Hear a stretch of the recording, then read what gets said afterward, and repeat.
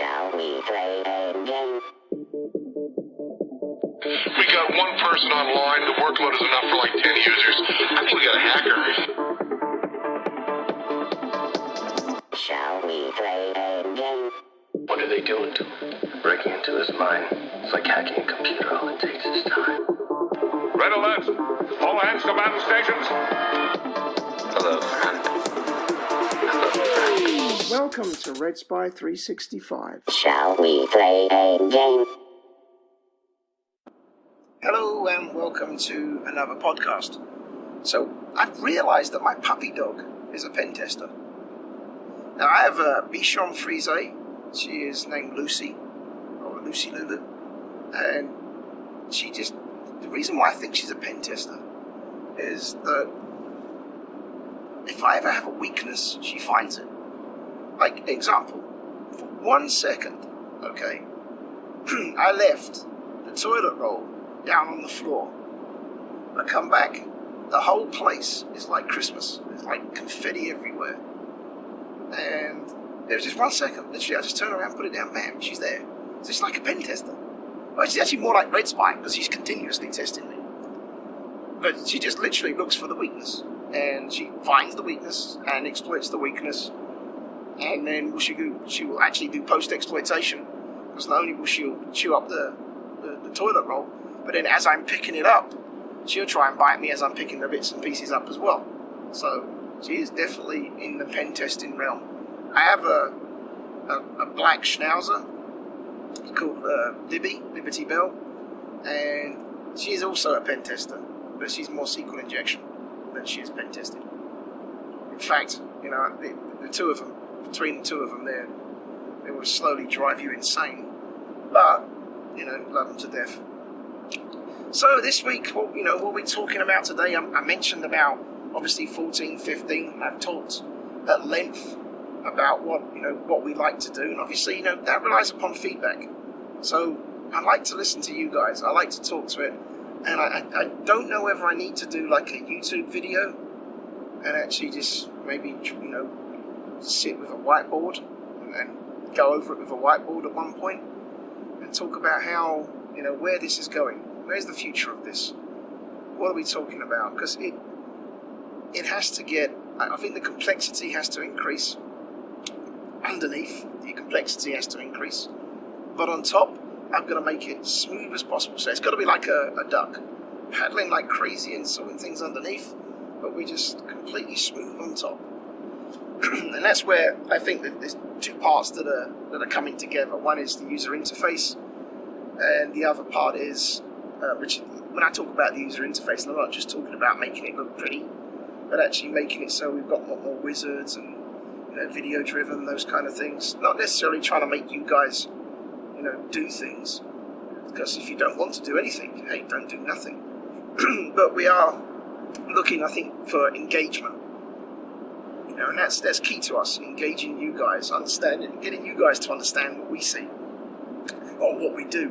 Because if you understand what we see and do, then hopefully that translates to how you see the bad guys and what they see and do, and how you then should marshal your resources.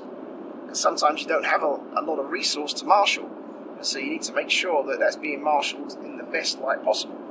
Again, which is why I think things like mapping with Intel 471, mapping to those kind of threat feeds, closed source intelligence, so that if you do have meager resources, you're actually making it realistic.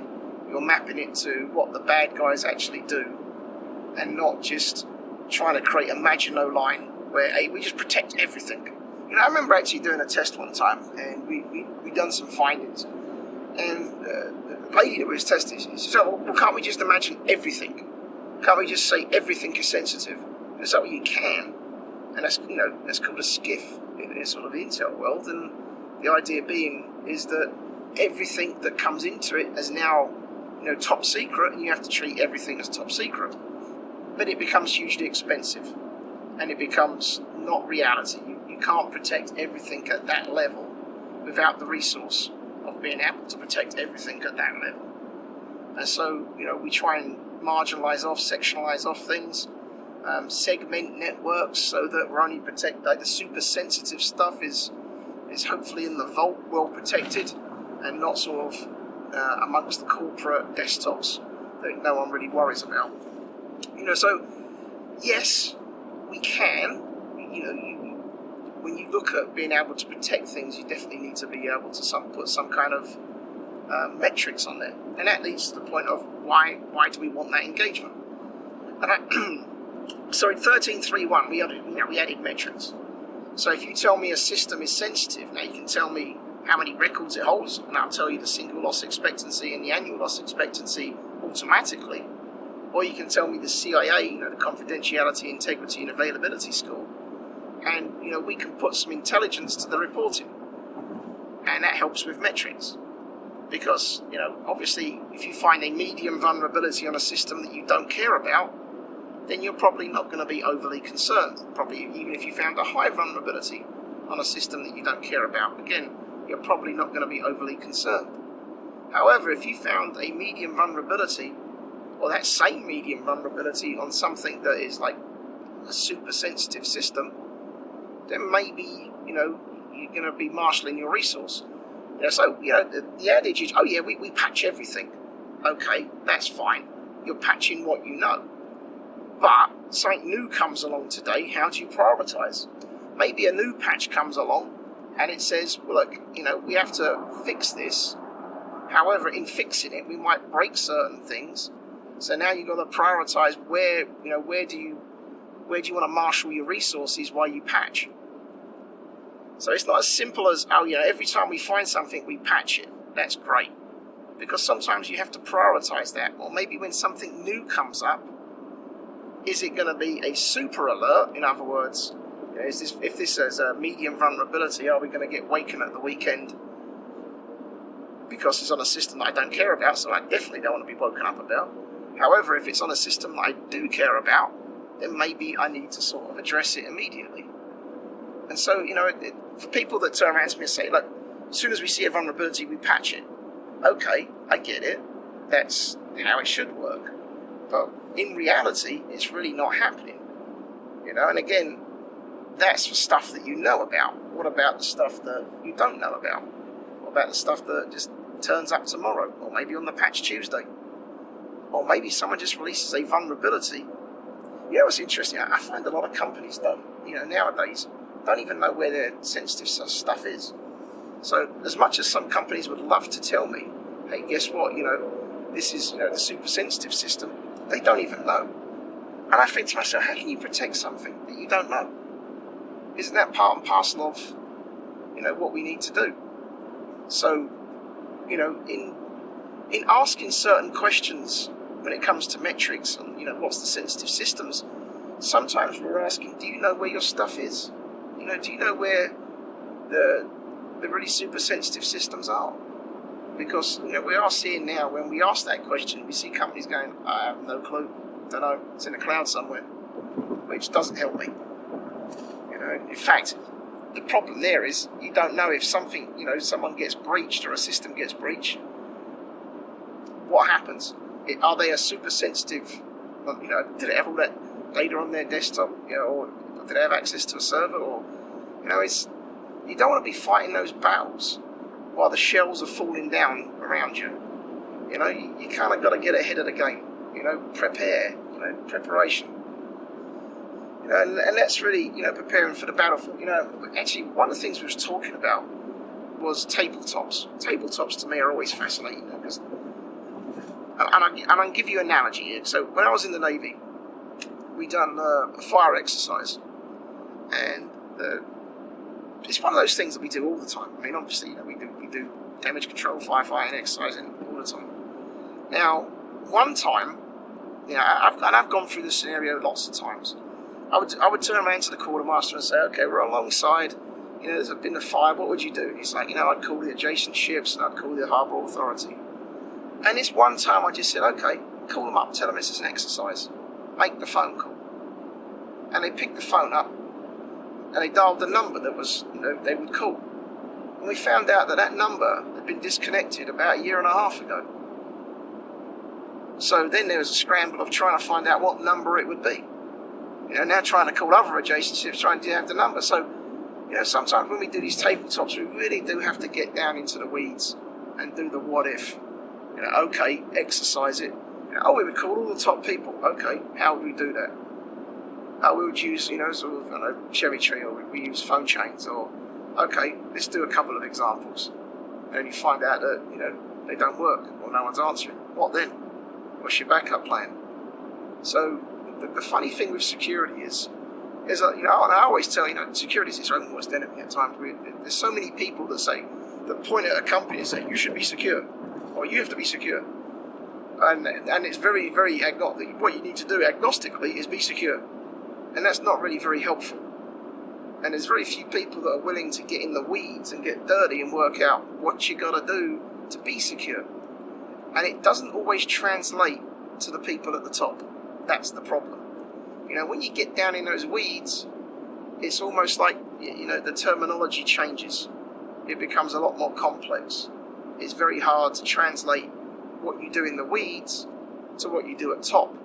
But it's really important to get that. So I think this is why metrics, and one of the things we've done with RedSpy with the new reporting, is trying to help you with that. We're looking at, okay, we've got the weeds, you've got the pen test report, you've got how to do's, but then we're also looking at, these significant events. And if you help us by telling us what the marshal resources are, and we can even give you return on security investment, so we can quantify your risk, put some numbers to it. Really important. And that's kind of like, I think the message of today is that, one, if you're doing tabletops, really do them. Actually, don't get blasé about a tabletop, but really go through it. And secondly is that, it's important to understand that we want engagement, not just because, we want to talk to you. I mean, we get it. Sometimes you're fighting fires. We're not the people that you want to hang out with. Maybe we're not the people that you want to talk to at the time. I know, it's funny, like, if you ever listen to yourself talk, I always, I sound like Donald Duck. I come to the conclusion. Well, that says me, I don't. But I was like, man, I sound like Donald Duck, whatever. So I get it. We're not always the people you want to discuss.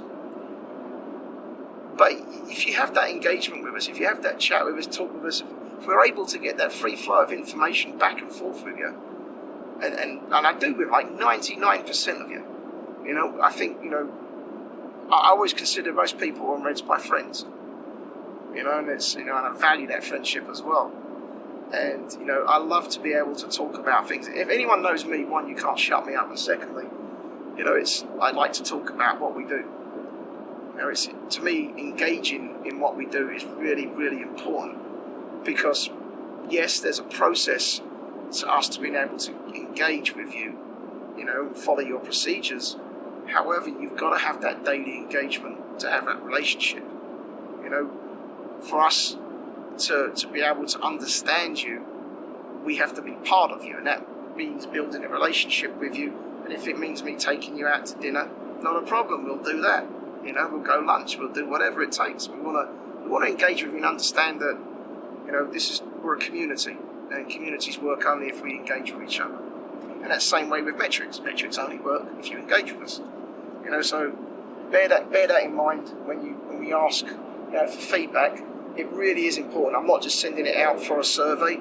I value every one of you that is part of RedSpy. So we try and look at what we can do. So, when people say, hey, can we do X? Or we do X. Literally what happens is when you ask me to do something, I'll sit down, I'll think about it. I'll think if there's a better way of doing it, and I'll go back and forth with you. I then sit there and go, okay, can I fit it into which cycle can I put it into? And normally, immediately I will log into my roadmap and look where I can put it in.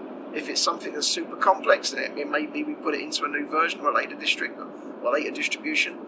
But I always put it in the roadmap. I always sit there and say, yep, that's valid, that's a great point, let's put that in the roadmap. Because one, I don't want to lose that. And when we're talking about it, I want to engage at that level. And then sometimes what I'll do is I'll send you the roadmap back and say, hey, look, that's proof. Look, I'm not just making it up. I have put it in the roadmap. We're there. And usually in the roadmap, I've got dates and times and everything else when I expect it to be done. So literally, you can look at something and go, oh, I expect it to be done there. As things get more complex, we're trying to, obviously hit the bullseye every time. Sometimes it's not possible. But we're pretty much on board. Literally, I think if we miss things by a couple of weeks, we're very upset with each other. So I want you to know behind the scenes that, you know, we strive to do everything we possibly can. Same goes with anybody. You know, we really do work at trying to do everything we can, and it really does when you know, if we get feedback that says, hey, we need you to do this, or it's not doing this, we will do everything, move mountains, heaven and earth, to make that right. This is our priority, this is what we live for, so understand that. That being said, we want you to engage with us. We like the engagement. Even if it's an email saying, hey Darren, Arsenal are doing terrible this year, and Arsenal's my football club, and we're having a bit of a rocky season. So even if it's just to aggravate me, I'm more than happy to be aggravated. We deserve it as Arsenal fans. But, you know, like I see, you know, I'd like to know what other sports people do and what they follow. Just because if I see them doing terrible, I can sort of jump on the bandwagon and say, hey, your sport team is doing terrible too. You know, so bear that in mind. You know, as I said, we like the engagement. So that's what I'm going to leave for this podcast. The podcast is about engagement. We want you to engage with us. If you think you need something, if you want to talk about, you know, the marketplace, the crowdsourced stuff that we want to do in 14-15, I'm more than happy. We want to discuss that, definitely. It's definitely something we want to do. So, and I'm definitely open to that. Someone actually said to me that I should do a YouTube video on it. And do you know what I'd love to do? I'd love to do one of those cool ones where they stand in front of something, they draw it on the screen, and get to work out like the technology. And I know the technology exists. The difference is I'm trying to work out a cheap way of doing the technology, I guess, is the what I'm looking for. But for me and Lucy, you know, we're travelling back to work again, so thanks again, and hopefully we'll start keeping up with the podcast. Take it easy, guys, and hopefully have a quiet week.